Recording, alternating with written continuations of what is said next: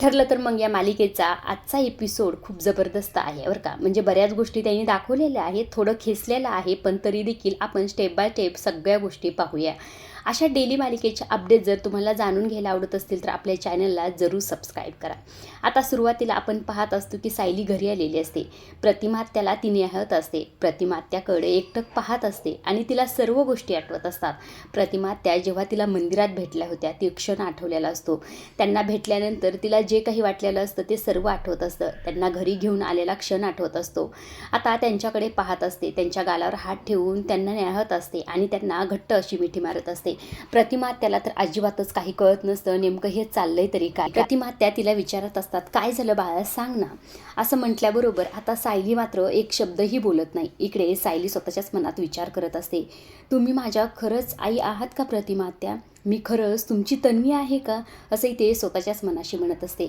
आता प्रतिमा त्या तिला बाजूला करतात आणि म्हणत असतात, काय झालं सायली, बोल ना. असं म्हटल्यानंतर सायली परत त्यांना घट्ट मिठी मारत असते. परत तिच्या डोळ्यात पाणी आलेलं असतं. इकडनं सुमनसुद्धा म्हणत असते, सायली चल बरं, तू वरती आराम कर, थकलीस का तू, असं काय करतेस, असंही ते सुमन म्हणत असते. मात्र सायली अजिबातच काही रिॲक्ट करत. सायलीच्या मात्र इथे डोळ्यातलं पाणी थांबत नसतं. सायली प्रतिमा त्याला घट्ट मिठी मारत असतात. खरं तर हा क्षण फार इमोशनल आहे बरं का. म्हणजे सायलीला एवढी मोठी गोष्ट कळली, त्यामुळे ह्या सर्व गोष्टी होणं साहजिक आहे. पण हे सगळं काही तिने लवकर सांगावं असं तुम्हाला वाटतं ना, हे कमेंट करून नक्की सांगा. आता सायलीला खरं तर रविराज काका आणि प्रतिमा त्याचं बोलणं आठवत असतं. रविराज काका म्हटलेले असतात की तू जी काही आमच्यासाठी धडपड केलीस ती फक्त एक मुलगी एका बापासाठीच करू शकते. आमची तुझ्याशी नाळ जोडलेली आहे हे परत एकदा तू सिद्ध केलंस. तेव्हा खरं तर प्रतिमा त्यासुद्धा म्हटलेले असतात, तू खरंच आमची मुलगी आहेस असं तुलासुद्धा वाटतं ना गं सायली.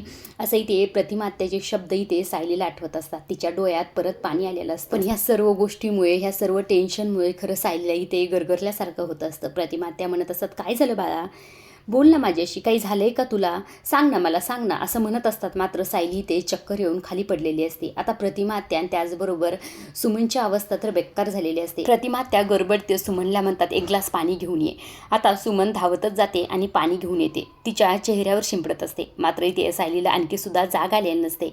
इकडे प्रतिमा आत्या म्हणत असतात, काय झालं सायली तुला, असं काय करते सायली बाळा, सांग की.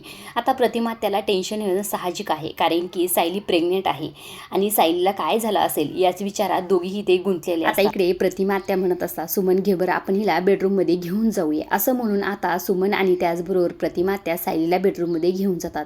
इकडे दुसऱ्या बाजूला सचिन विचार करत असतो, प्रियाने माझ्या हातात दिलेला हा बॉम्ब खरं तर मला कल्पनापर्यंत पोहोचायलाच हवा, कारण ती सगळ्यात आधी वीक पडेल. ती स्वतःच्या नातवंडाला स्वतःपासून दूर नाही ठेवू शकत, पण हिला सांगायचं कसं, ही तर मला तिच्या पुढे उभासुद्धा करायचं नाही, असंही ते सचिन म्हणत असतो. मग हा बॉम्ब नेमकं फोडायचं तरी कुणापाशी, असं म्हणून सायलीला सर्कल करत असतो आणि म्हणत असतो, सायलीला सांगून तर उपयोग नाही, सायलीसुद्धा त्या अश्विनसारखं आणि अर्जुनसारखं घरच्यांपासून लपूनच ठेवेल. मग राहिलं कोण, अस्मिता. आता सचिन अस्मिताच्या फोटोकडे पाहत असतो आणि म्हणत असतो, आता उरली कोण, एक्स मिसेस दीक्षित, असं म्हणून तिचा फोटो हातात घेत असतो आणि म्हणत असतो, माय डिअर अस्मिता, तू सगळ्यात सॉफ्ट टार्गेटच, कारण प्रियाची प्रेग्नेन्सीची बातमी तुला समजल्यानंतर ही गोष्ट तुझ्या पोटात राहणारच नाही. आतापर्यंत अशा कोणत्या गोष्टी राहिल्या तुझ्या पोटात, तर ही गोष्ट तुझ्या पोटात राहणार आहे. तू स्वतः तुझ्या घरच्यांसमोर हा बॉम्ब फोडशील आणि तुझ्याही नकळत आमचं काम करून टाकशील, असंही ते सचिन तिच्या फोटोकडे बघून म्हणत असतो आणि जोरजोरात हसत असतो. प्रेक्षकांनो, तुम्हाला काय वाटतंय, खरंच आता इथे अस्मितापर्यंत ही बातमी कळेल आणि अस्मिता घरच्यांना सांगेल का, नेमकं होणार आहे हे पाहण्यासारखंच आहे बरं का. इकडे दुसऱ्या बाजूला डॉक्टर आलेले, डॉक्टर सायलीला चेक करत असतात. इकडे कल्पना म्हणत असते, तुझा फोन आला ना प्रतिमा, तेव्हा मी हातातलं काम सोडून लगेच निघाले गं, पण मला वाटलं होतं आम्ही परत इथे येऊस तर सायली शुद्धीवर आली असेल गं. तेव्हा खरं तर इकडनं प्रतिमा आत्या म्हणत असा, बघ ना गं, अचानक हे सगळं काय झालंय मला सुद्धा कळत नाही. आता प्रतिमा आत्या आणि कल्पनाला सायलीची फार काळजी वाटत असते. इकडे डॉक्टरांनी चेकअप वगैरे केलेलं असतं आणि डॉक्टर विचारत असतात, जेव्हा पेशंटला चक्कर आली तेव्हा नेमकं काय घडलं होतं. तेव्हा इकडनं सुमन म्हणत असते, जेव्हा सायली घरी आली ना तेव्हा फार अस्वस्थ होती आणि सगळं काही घडलेल्या प्रकारे ते सुमननी सांगितलेलं असतं. आता सुमनचं बोलणं म्यूट केलेलं आहे बरं का, आपल्याला काय ते ऐकवलेलं नाही, पण तेच सांगितलं असेल जे आपण सुरुवातीला पाहितलेलं आहे. हे सगळं ऐकल्यानंतर इकडनं अर्जुन म्हणत असतो, पण सायली इतकी इमोशनल का झाली असेल. त्यावर प्रतिमा म्हणत असते, होणार आहे, मला सुद्धा हे नाही काही माहीत, अरे ती बोललीच नाही काही, असं असं म्हटल्याबरोबर इकडनं अर्जुन डॉक्टरना विचारत असतो, डॉक्टर सायली कशी, बरी तर आहे ना ती? आमचं बाळ कसं आहे? आमच्या बाळाला काही झालं तर नाही ना? नाही तर डॉक्टर आपण एक काम करूया, सायलीला हॉस्पिटलमध्येच ॲडमिट करूया. असं म्हटल्यानंतर डॉक्टर म्हणत असं, अहो त्याची काही गरज नाही, सगळं काही व्यवस्थित आहे, काळजी करण्यासारखं नाही आहे. त्यावर इकडनं अश्विन डॉक्टरांना म्हणत असतो, डॉक्टर प्रेग्नन्सीच्या रिलेटेड काही आहे का प्रॉब्लेम? तेव्हा डॉक्टर म्हणत, नाही नाही, कदाचित ना पेशंटने कसं तरी मानसिक ताण घेतला आहे, त्यामुळे हे सगळं काही झालं असावं, नका काळजी करू. आता कल्पना म्हणत असते, पण सायली शुद्धीवर काय येत नाही आणखी सुद्धा? त्यावर ते डॉक्टर म्हणतात, नाही नाही, असं काही नाही आहे, कदाचित पेशंटनी ना कसं तरी मानसिक ताण घेतलं आहे म्हणून झालं असावं. त्यावर कल्पना म्हणत असते, पण सायली अजून शुद्धीवर काय येत नाही? त्यावर डॉक्टर म्हणत असतात, थोडा वेळ लागेल त्यांना, सकाळपर्यंत येतील शुद्धीवर. आता हे ऐकल्यानंतर अर्जुन फार घाबरतो. अर्जुन म्हणतो, काय सकाळपर्यंत? सायली तर ठीक तरी आहे ना, तिला काही झालं तर नाही ना? आता इथे अर्जुन घाबरलेला असतो, त्यामुळे अश्विन म्हणत असतो, दादा तू शांत हो, पॅनिक होऊ नकोस रे, वहिनी सकाळपर्यंत शुद्धीवर येतील. कधीतरी ना आपलं शरीर आपल्या हक्काचा आराम मागून घेत असतं. असं म्हटल्यानंतर डॉक्टर म्हणतात, हो खरंच आहे, काही मी औषधं लिहून देते, पेशंट शुद्धीवर आलं की त्याला द्या. आता डॉक्टर निघालेले असतात. आता अश्विन म्हणत असतो, दादा मी डॉक्टरांना बाहेर सोडून येतो. असं म्हणून अश्विन आता डॉक्टरांना सोडण्यासाठी बाहेर गेलेला असतो. आता डॉक्टर तर निघून गेलेले असतात. कल्पना खरं इकडे सायलीला पाहत असते. सायलीची ही अवस्था पाहून कल्पनाला फार वाईट वाटतं. अक्षरशः कल्पना तिथून निघून जाते. प्रतिमासुद्धा तिच्या मागे जाते आणि त्याचबरोबर सुमनसुद्धा गेलेले असते.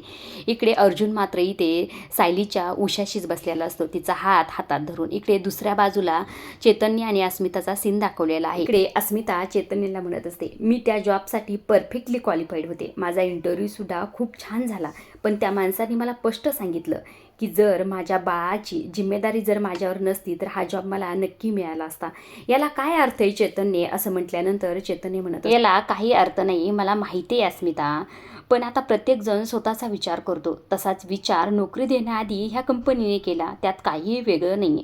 त्यावर अस्मिता म्हणत असते, पण याला काय अर्थ आहे सांग ना चैतन्य, बघ ना, म्हणजे स्मिथसाठी मी ही नोकरी करते, त्याला सांभाळण्यासाठी, आणि आता स्मिथमुळेच मला ही नोकरी मिळणार नाही, कारण की त्याचा बाप त्याच्यासोबत नाही आहे.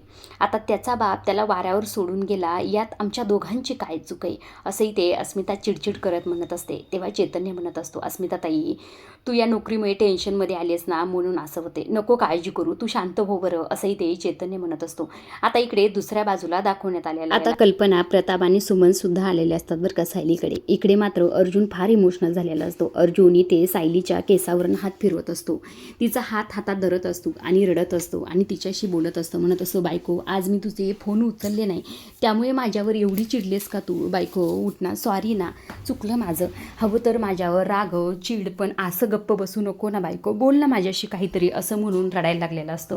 तेव्हा इकडनं सुमन म्हणत असते, अर्जुन शांत हो बरं तू, डॉक्टर म्हणाले ना काळजी करण्यासारखं काही नाही, मग तू अजिबातच काळजी करू नको, असं इथे सुमन म्हणत असते. मात्र इथे अर्जुनचं रडू काय थांबत नसतं. अश्विनची ही अवस्था पाहून इथे कल्पना आणि प्रतिमाला फार वाईट वाटत असतं. इकडे दुसऱ्या बाजूला कल्पना चैतन्याला म्हणत असते, चैतन्य तुझ्या आयुष्याचा पार्टनर निवडताना खरंच तू फार विचार कर, बघ ना आमच्या दोघांचं काय झाले नेमकं. अश्विनच्या तर चेहऱ्यावरचं हसूच उडाले, मला फार त्याची काळजी वाटते. असं म्हटल्यानंतर चैतन्य म्हणत असतो, अस्मिता ताई नको काळजी करू, आता तुमच्या दोघांच्या बाबतीत जे काही झालं ते काय तुमच्या हातात होतं का? जेव्हा तुम्ही पार्टनर निवडला तेव्हा असं काही घडेल असं वाटलं होतं का? पण तुम्ही दोघं अजिबातच काळजी करू नका, ह्या सर्व गोष्टीतून तुम्ही बाहेर निघाल आणि तुला नोकरीसुद्धा भेटेल. त्यावर अस्मिता म्हणत असते, कशी भेटणार आहे सांग, मम्माने तर मला सांगितलंय स्मिथला घरात ठेवून बाहेर जायचं नाही, ती म्हणते की तुला बाहेर जाण्याची गरजच नाही, मुळात सगळी तुझी जिम्मेदारी आम्ही घेतो, पण मला तेच तर नको आहे ना, मला स्मिथची जिम्मेदारी मला स्वतः घ्यायची. त्यावर इकडनं चैतन्य म्हणत असतो, अस्मिता ताई तू एक काम करते का, म्हणजे घरून काहीतरी काम करतेस का? त्यावर ते अस्मिता म्हणत असते, पण घरून काम तरी काय करू मी? त्यावर चैतन्य म्हणत असतो, तू काळजी करू नको, आपण काहीतरी यावर नक्कीच विचार करूया, असंही ते चैतन्य म्हणत असतो. तितक्यात खरं तर सचिनचा मॅसेज इथे अस्मिताला आलेला असतो. त्यांनी टाकलेलं असते की मला तुला भेटायचं आहे, पण कुठे आणि कधी भेटायचं? आता हा मॅसेज ऐकल्यानंतर अस्मिता थोडी शांत होते. अस्मिता लगेच साईडला मोबाईल ठेवून देते. त्यावर चैतन्य म्हणत असतो, काय झालं, कुणाचा मॅसेज आहे? पण मात्र अस्मिताने हे सांगितलेलं नाही बरं का चैतन्याला नेमकं मॅसेज कुणाचा आलेला आहे. तितक्यात चैतन्याला अश्विनचा कॉल आलेला असतो आणि सायलीची जी काही अवस्था झालेली आहे या सर्व गोष्टी चैतन्याला सांगितलेल्या असतात. चैतन्यसुद्धा इथे फार घाबरलेला असतो. इकडे दुसऱ्या बाजूला कल्पना, प्रताप आणि त्याचबरोबर सुमन देवघरात असतात. प्रतिमाने बाप्पांना पाण्यात ठेवलेलं असतं आणि तिघी हात जोडून बाप्पासमोर उभा राहिलेले असतात. कल्पना बाप्पांना म्हणत असते, बाप्पा माझ्या सायलीला आणि तिच्या बाळाला काही होऊ देऊ नको, त्यांच्या दोघांनाही सुरक्षित ठेव, त्यांची काळजी घे, असंही ते कल्पना हात जोडून म्हणत असते. इकडे प्रतिमा आणि सुमनसुद्धा देवापुढे हात जोडून उभा असतात आणि सायलीसाठी प्रार्थना करत असतात. इकडे दुसऱ्या बाजूला अर्जुन मात्र इथे सायलीच्या उशाशीच बसलेला असतो. तिचा हात हातात घेतलेला असतो आणि तो तिच्या डोळ्यात पाणी आलेलं असतं. सायलीशी बोलत असतो, मात्र सायली एकही शब्द बोलत नसते. त्यामुळे अर्जुन फार टेन्शनमध्ये असतो. चैतन्य अर्जुनला समजवण्याचा प्रयत्न करत असतो. तितक्या तिकडनं सुमन आलेले असते. सुमननी देवाचा अंगारा आणलेला असतो. सायलीच्या कपाळावर लावून सायलीच्या उशाखालीच ते अंगाराची पुडी ठेवत असते. आता सुमनसुद्धा तिथून निघून गेलेली असते. इकडे मात्र अश्विनला तितक्यात रविराज काकांचा फोन आलेला. रविराज काकांनी ते सायलीच्या तब्येतीबद्दल विचारण्यासाठी फोन केलेला असतो. तेव्हा अश्विन म्हणत असतो, रविराज काका काळजी करण्यासारखं काही नाही, सायली वहिनी आता ठीक आहेत, डॉक्टर चेक करून गेलेले आहेत, तुम्ही घाईत निघायची काही गरज नाही, हे मी डॅडला सुद्धा सांगितलेलं आहे, तुम्ही नाही आलात तरी चालेल, काळजी करण्यासारखं काहीही नाही, असंही ते अश्विन रविराज काकांना म्हणत असतो. आता या दोघांचं बोलणं झालेलं असतं. इकडे कल्पना, सुमन आणि प्रतिमा सायलीकडे आलेल्या असतात. तेव्हा अर्जुन म्हणत असतो, तुम्हाला सगळ्यांना असं बसण्याची काही गरज नाही, मी आहे ना इथे. त्यावर इथे कल्पना म्हणत असते, पण बसून दे की रे थोड्या वेळ आम्हाला इथे. आता अश्विन अर्जुनकडे जातो आणि म्हणत असतो की दादा काही लागलं ना रात्रीचं तर सांग, आम्ही इथेच आहोत, असं म्हणून कल्पनाला घेऊन आता इथे खरं अश्विन निघून गेलेला असतो. आणि त्याच पाठोपाठ इथे चैतन्यसुद्धा गेलेला असतो. सगळे गेलेले असतात, पण सुमन आणि प्रतिमा आणखीही इथे असतात बरं का. आता प्रतिमा गणपती बाप्पाची एक छोटी मूर्ती घेऊन येते आणि ते सायलीच्या शेजारच्या टेबलवर ठेवते आणि टेबलवर ठेवून हात जोडून बाप्पांना म्हणत असते, खरं तर सायलीची तुमच्यावर फार श्रद्धा आहे, सायलीला लवकरात लवकर बरं कर बाप्पा, असंही ते बाप्पांना प्रार्थना करत असते. तेव्हा सुमन म्हणत असते, वहिनी तुम्ही काळजी करू नका, सगळं काही बरं होईल, चला आपण निघूया आता, पहाटे एकदा येऊन बघूया, तोपर्यंत सायलीला शुद्धसुद्धा आलेली असेल, असंही ते सुमन प्रतिमाला म्हणत असते. प्रतिमाला काळजी वाटणं साहजिक आहे. प्रतिमा आता अर्जुनला म्हणत असते, काही लागलं तर सांग, आम्ही इथेच आहोत, असं म्हणून दोघीही बेडरूमच्या बाहेर निघून जातात. इकडे मात्र अर्जुन आणखीही सायलीच्या उशाशीच बसलेला असतो. सायलीचा हात हातात घेऊन बसलेला असतो आणि त्याच्या डोळ्यात पाणीसुद्धा असतं बरं का. अर्जुनला सायलीची फार काळजी वाटत असते. अर्जुन म्हणत असतो की बायको तू असं गप्प नको ना बसू, मला तुला असं बघायची अजिबात तर सवय नाही, तू हस ना, माझ्याशी बोल ना काहीतरी, असं काय करतेस ग बायको, बोल ना माझ्याशी, असंही ते म्हणून रडत असतो. तेव्हा खरं तरी ते अर्जुनला सायलीसोबत जे काही आनंदाचे क्षण घातलेले असतात त्या सगळ्या गोष्टी त्याला इथे आठवत असतात. सायलीची ही अवस्था खरं तर अर्जुनला पाहवतच नाही. जेव्हा त्याला कळलेलं असतं की तो बाबा होणार आहे, तो क्षण त्याच्या डोळ्यासमोर आलेला असतो. ह्या सर्व गोष्टी त्याला इथे आठवत असतात. त्याला समोर बाप्पा दिसत असतात. तेव्हा बाप्पाकडे जातो आणि बाप्पांना हात जोडत असतो. बाप्पा समोर हात जोडून इथे सायलीसाठी प्रार्थना करत असतो. माझ्या सायलीला काही होऊ देऊ नको, माझ्या बायकोला काही होऊ देऊ नको, माझ्या बाळाला सुरक्षित ठेव, असं मी तिला पाहू नाही शकत, असंही ते अर्जुन बाप्पा पुढे हात जोडून म्हणत असतो. सायलीची ही अवस्था खरं तर अर्जुनला अजिबातच पाहत नसते. अर्जुन सायलीजवळ जातो, सायलीच्या केसावरनं हात फिरवत असतो आणि तिच्यासोबत जे काही क्षण घातलेले असतात ते सुद्धा त्याला आठवत असतात. जेव्हा आश्रमाच्या सायलीला एंटरटेनमेंट करण्यासाठी सायलीसाठी जो काही डान्स केलेला असतो तो डान्स त्याला इथे आठवत असतो. आता खरं तर इकडे दुसऱ्या बाजूला दाखवण्यात आलेला आहे. म्हणजे काय, सायली शुद्धीवर आलेली असते आणि सायलीच्या समोर सगळेच किल्लेदार आणि सुभेदार फॅमिली उभा असतात. तेव्हा खरेदी ते सायलीला सगळेजण विचारत असतात, सायली तुला काय झालं होतं, तू बरी तरी आहेस ना, आणि जेव्हा आली होतीस तेव्हा एवढं अस्वस्थ का होतीस, असंही ते सुमननी विचारलेलं असतं. त्यावर इकडनं सायली म्हणत असते, मला तुमच्या सगळ्यांना एक गोष्ट सांगायची आहे, त्यांनी फक्त माझं आयुष्य नाही तर तुमच्या सगळ्यांचं आयुष्यसुद्धा बदलून जाईल. त्यावर इकडनं अस्मिता म्हणत असते, असं काय कळलंय तुला. त्यावरही ते सायली म्हणत, तुम्ही सगळेजण इतक्या वर्ष ज्या तन्वीची वाट पाहत होतास ती तन्वी खरं तर मीच आहे, असंही ते सायलीने सगळ्यांना सांगितलेलं असतं. मात्र सायलीने हे सांगितल्यानंतर सगळ्यांनाच धक्का बसलेला असतो. त्यावर इकडनं अर्जुन म्हणत असतो, काय हे कसं शक्य असू शकतं. त्यावर सायली म्हणत असते, हो आधी मला सुद्धा असंच वाटलं होतं, पण मला मीच तन्वी आहे हे मधुभाऊने. आता मधुभाऊला तिने जे काही विचारलेलं असतं आणि त्यावर मधुभाऊने कसा इशारा दिला ह्या सगळ्या गोष्टी सायलीने सांगितलेल्या असतात.